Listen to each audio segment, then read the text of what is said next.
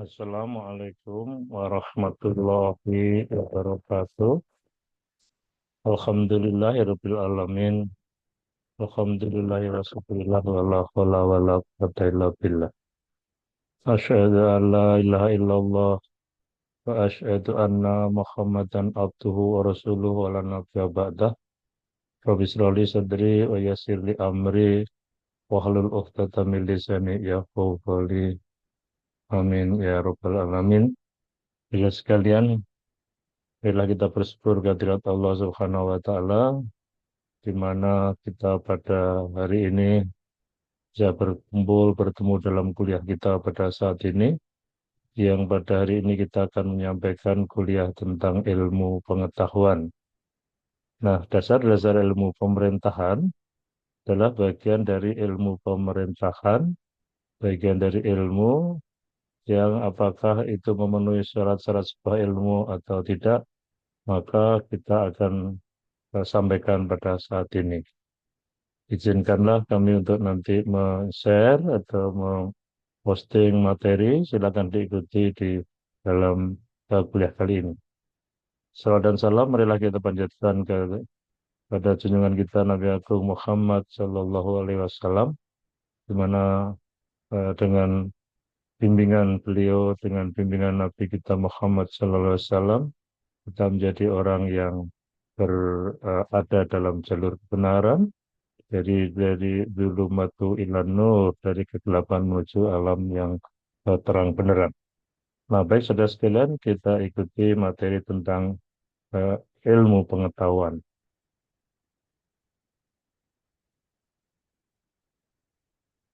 Nah, saudara sekalian, uh, pengetahuan, ilmu pengetahuan dan berpikir yang ilmiah, berpikir ilmiah, adalah suatu hal yang berbeda. Bagi masyarakat awam, bagi orang umum itu sesuatu yang mungkin tidak dibedakan. Tetapi bagi kita, sebagai orang yang ilmiah, yang berada di lingkungan sivitas akademika, dalam menjadi orang yang ilmiah atau menjadi orang yang sarjana, maka kita bedakan itu. Apa itu pengetahuan? Apa itu ilmu pengetahuan? Dan bagaimana berpikir yang ilmiah itu? Nah, ilmu atau dasar-dasar ilmu pemerintahan adalah suatu contoh bahwa ilmu pemerintahan itu sesuatu yang ilmiah, yang jadi ilmu pengetahuan, tidak hanya pengetahuan saja. Pada saat ini, kita akan membahas beberapa hal yang berkaitan dengan pokok bahasan dalam kuliah ini. Yang pertama adalah tentang definisi dari eh, pengetahuan. Yang kedua adalah definisi ilmu pengetahuan. Yang ketiga yang kita bicarakan adalah unsur-unsur pengetahuan. Yang berikutnya adalah syarat-syarat dari ilmu pengetahuan. Yang keempat adalah tingkatan-tingkatan dalam pengetahuan. Dan yang terakhir adalah tugas ilmu pengetahuan. Nah, saudara sekalian, kita mulai dari masalah pengetahuan. Apakah itu yang disebut dengan pengetahuan? Jadi dalam tingkatan ilmu itu ada tahu, ya, mengetahui, ada pengetahuan, ada ilmu pengetahuan, ada konsep-konsep pengetahuan, ada teori, lalu atasnya lagi ada dogma dan seterusnya. Nah, apa itu pengetahuan? Pengetahuan adalah didefinisikan sebagai sesuatu yang yang kita ketahui atau yang diketahui oleh seseorang tentang sebuah hal. Sekali lagi, pengetahuan adalah sebagai apa yang diketahui oleh seseorang tentang sebuah atau sesuatu hal. Dalam pengertian tersebut, maka pengetahuan itu mempunyai unsur yang pertama subjek, yang kedua objek yang diketahuinya, subjek adalah orangnya, yang kedua objek itu adalah benda yang diketahui, dan yang ketiga unsur kebenaran. Jadi pengetahuan itu mengandung unsur kebenaran, bukan khayalan, bukan impian dan seterusnya. Itu adalah pengetahuan. Apa saja yang menjadi unsur-unsur dari pengetahuan? Yang pertama, pengetahuan punya unsur adalah subjek. Apa itu subjek? Subjek dari pengetahuan adalah seseorang yang memiliki pengetahuan itu. Jadi subjek dari pengetahuan adalah orangnya. Orang yang memiliki pengetahuan itu, dalam konteks ini subjeknya biasanya adalah manusia. Karena tidak ada subjek, misalnya binatang, atau makhluk lain, malaikat, jin, setan, dan seterusnya, itu bukanlah eh, subjek yang memiliki pengetahuan itulah. Dalam hal ini subjeknya itu manusia. Di samping subjek, pengetahuan itu mempunyai unsur adalah objek. Apa itu objek? Objek adalah suatu yang diketahui. Objek adalah sesuatu yang diketahui oleh subjek itu. Bentuknya apa? Bentuknya bisa berupa data, berupa informasi, berupa kejadian, bahkan menjadi itu berupa ilmu pengetahuan. Itu objeknya. Objek itu sesuatu yang diketahui. Benda, barang, atau sesuatu yang bukan barang yang diketahui oleh manusia. Nah, objek itu bisa wujudnya data atau informasi-informasi, lalu sebuah kejadian atau menjadi ilmu pengetahuan itu sendiri. Yang ketiga unsur pengetahuan adalah kebenaran. Kebenaran adalah kesesuaian antara apa yang diketahui oleh seseorang dengan kondisi objek yang sebenarnya. Jadi tidak boleh sesuatu yang diketahui itu ternyata tidak sama dengan fakta gitu. Itu namanya tidak benar. Nah, kalau benar, kebenaran itu harus sesuai antara yang diketahui lalu dengan fakta atau objeknya. Itulah yang menjadi unsur-unsur pengetahuan. Unsur-unsur pengetahuan ada tiga, yaitu subjek, manusianya, yang kedua objek atau data, informasi atau kejadiannya, ya, sesuatu yang diketahui, dan yang ketiga adalah unsurnya adalah kebenaran. Itu sesuatu yang sesuai yang diketahui seseorang dengan objek yang sebenarnya. Itu adalah kebenaran. Terus sekalian, itu pengetahuan. Nah, sekarang adalah apa itu yang disebut dengan ilmu pengetahuan.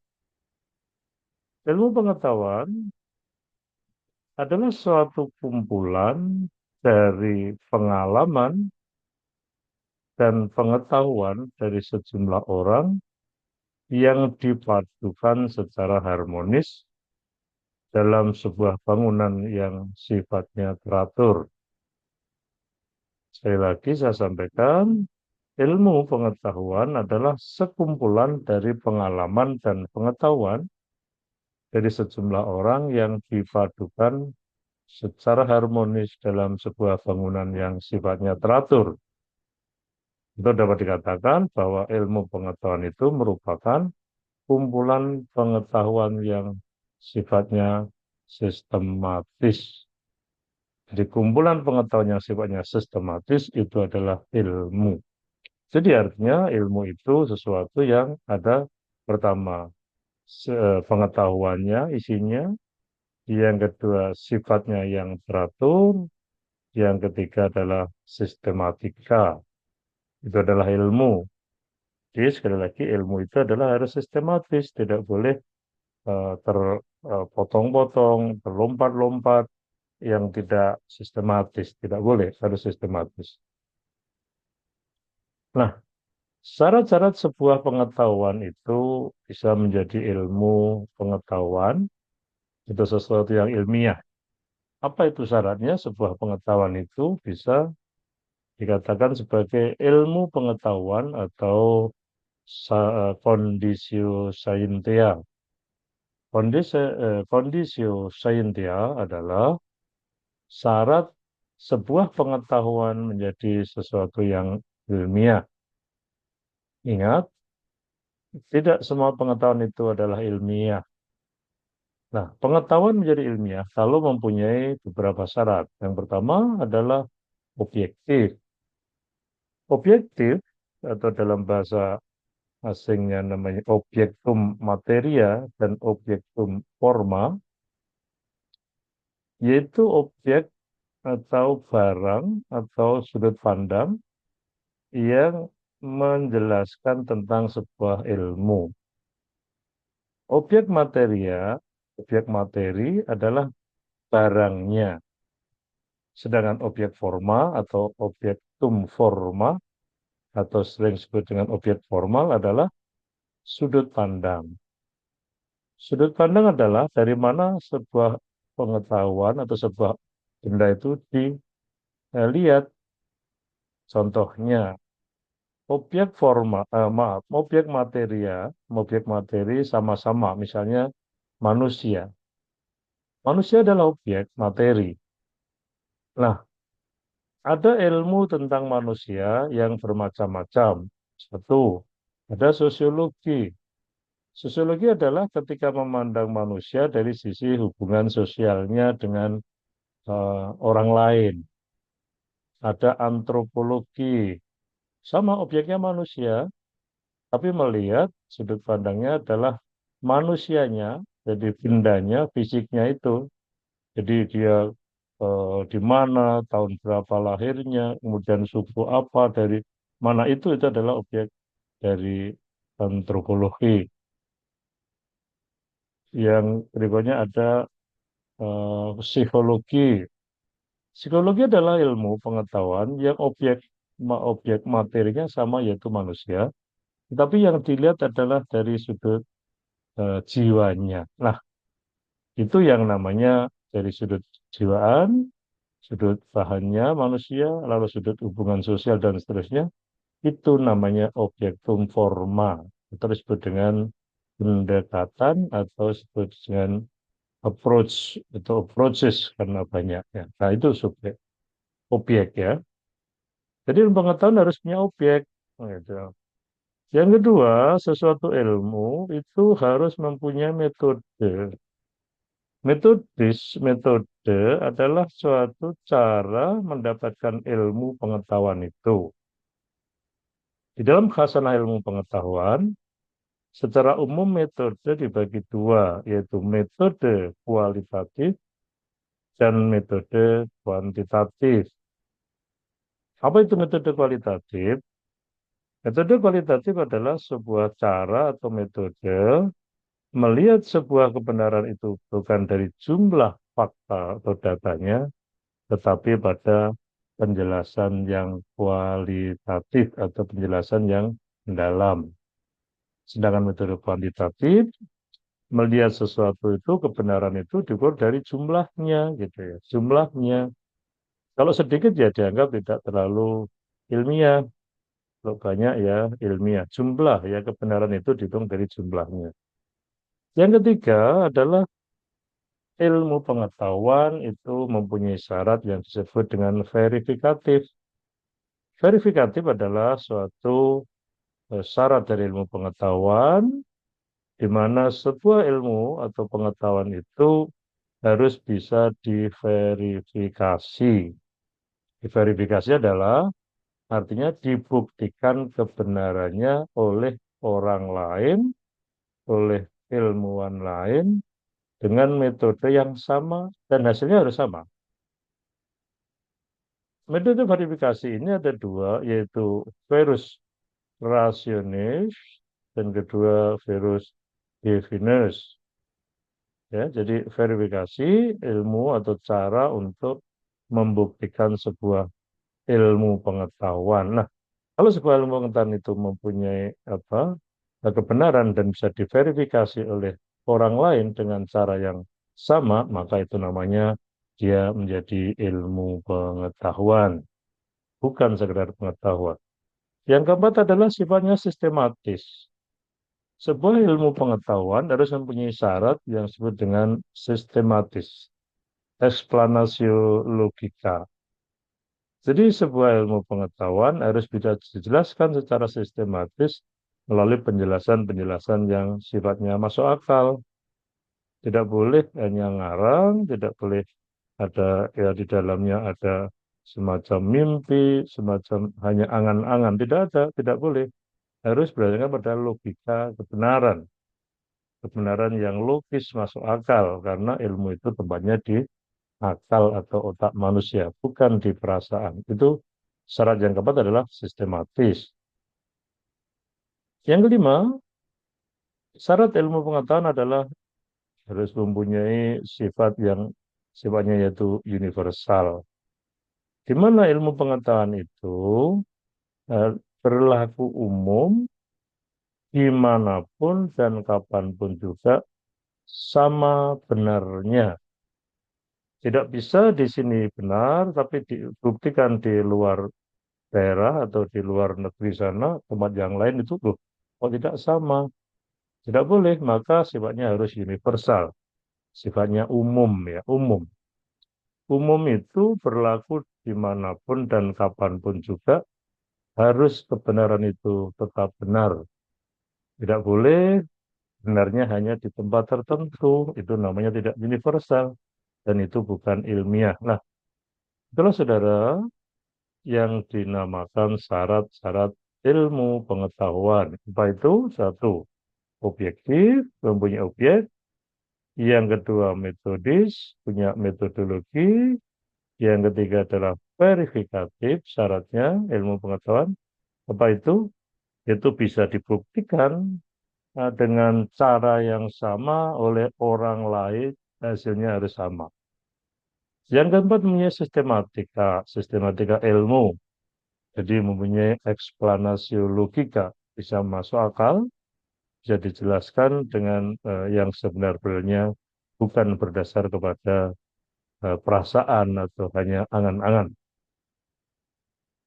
Dan yang kelima, syarat ilmu pengetahuan adalah universal. Sifat universal adalah menunjukkan bahwa sebuah ilmu pengetahuan itu sifatnya umum, bisa benar dimanapun, dan bisa benar dimanapun. Nah, itulah saudara syarat-syarat dari ilmu pengetahuan. Berikutnya saudara, pengetahuan itu mempunyai tiga tingkatan. Tingkatan-tingkatan pengetahuan itu menunjukkan pada level seberapa berat, seberapa tinggi derajat dari pengetahuan itu. Yang pertama namanya ordinary knowledge. Ordinary tingkatannya biasa-biasa saja. Ordinary knowledge, yang kedua adalah scientific knowledge, yaitu pengetahuan yang sudah scientific, yang ilmiah. Kalau ordinary tadi, ya biasa-biasa saja. Yang kedua adalah scientific knowledge.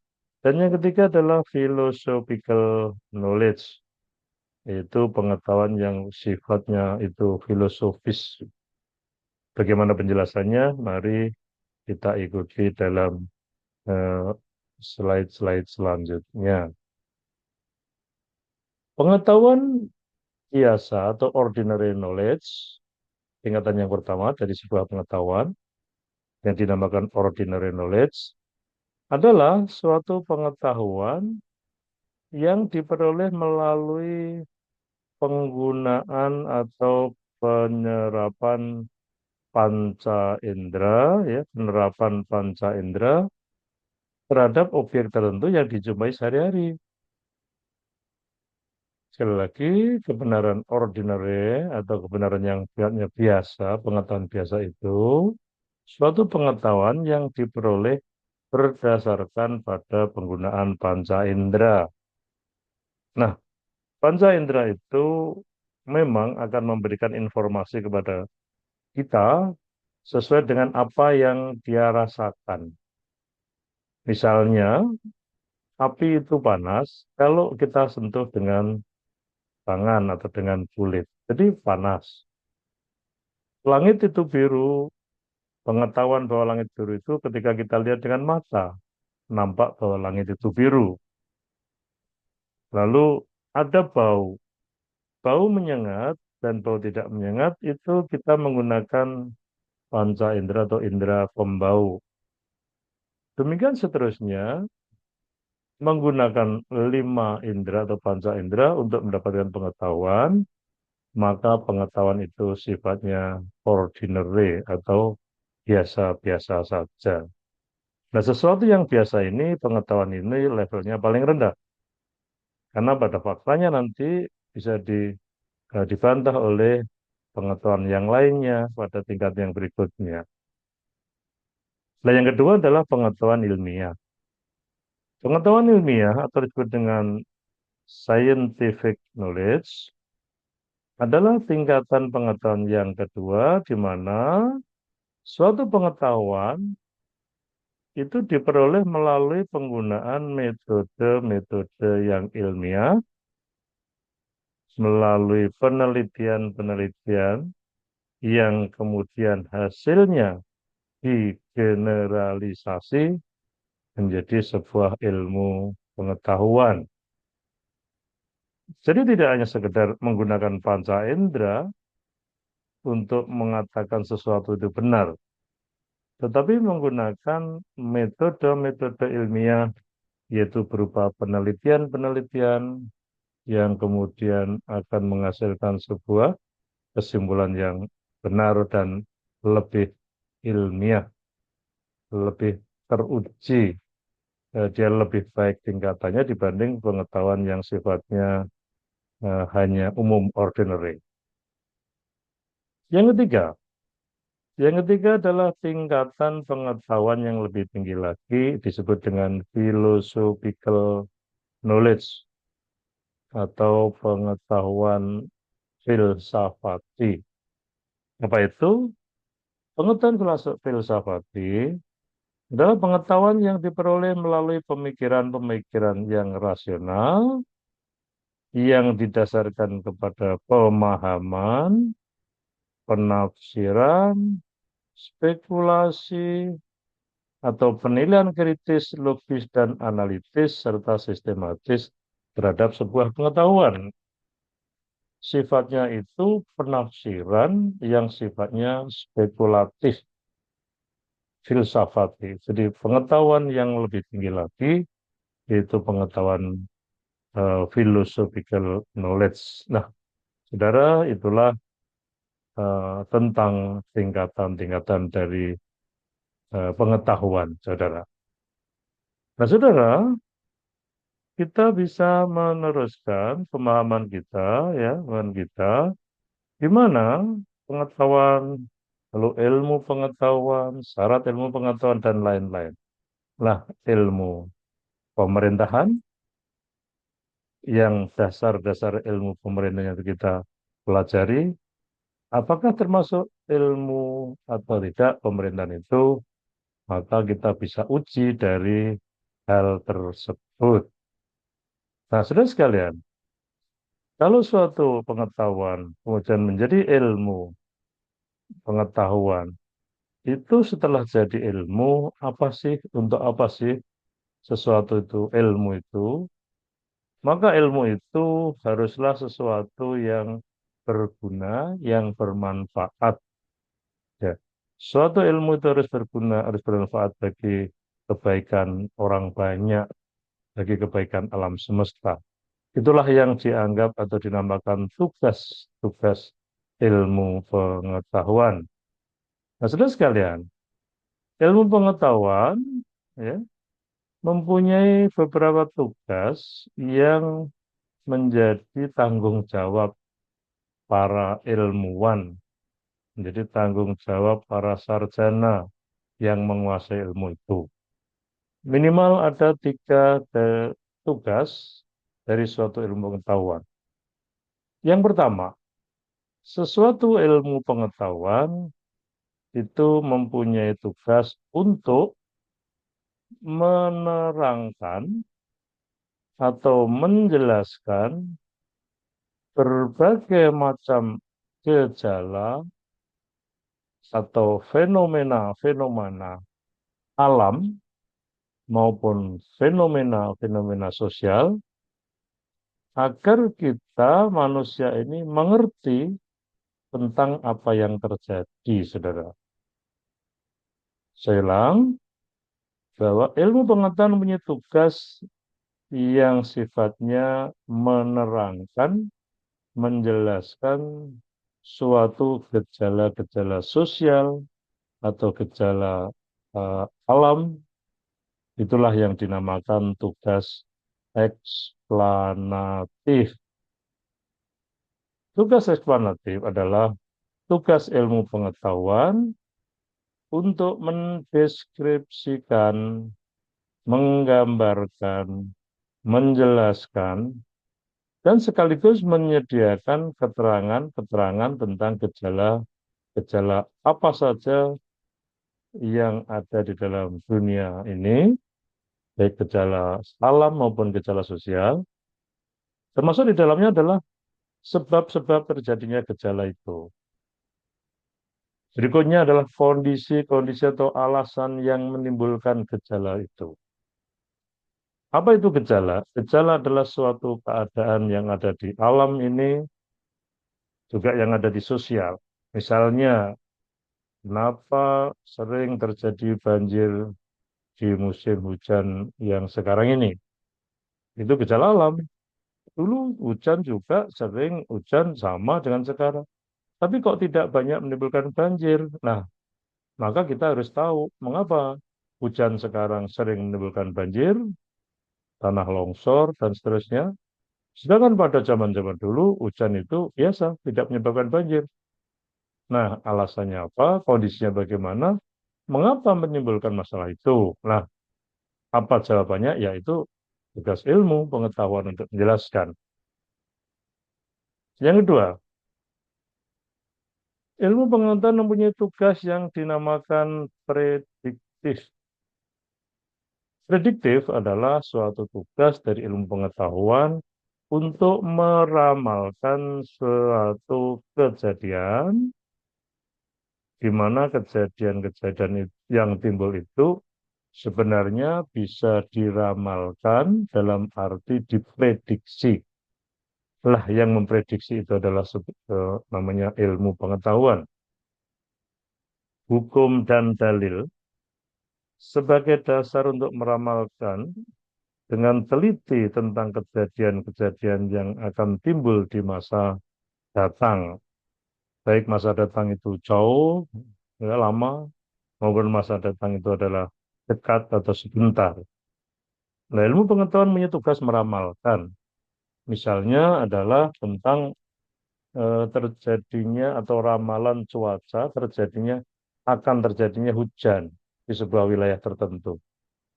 Itu bisa diramalkan oleh ilmu pengetahuan karena apa? Berdasarkan kepada gejala-gejala alami yang ada di alam semesta ini. Misalnya tingkat kelembapan udara tinggi, panas matahari terik, suhu di dalam di lingkungan itu cukup panas. Nah, ini adalah suatu kondisi di mana kondisi ini akan menyebabkan tertariknya uap-uap air ke atas, ya, ke atmosfer, kemudian di sana mengumpul banyak sekali butiran-butiran air yang kemudian akan menjadi dingin dan setelah dingin kemudian akan turunlah menjadi hujan.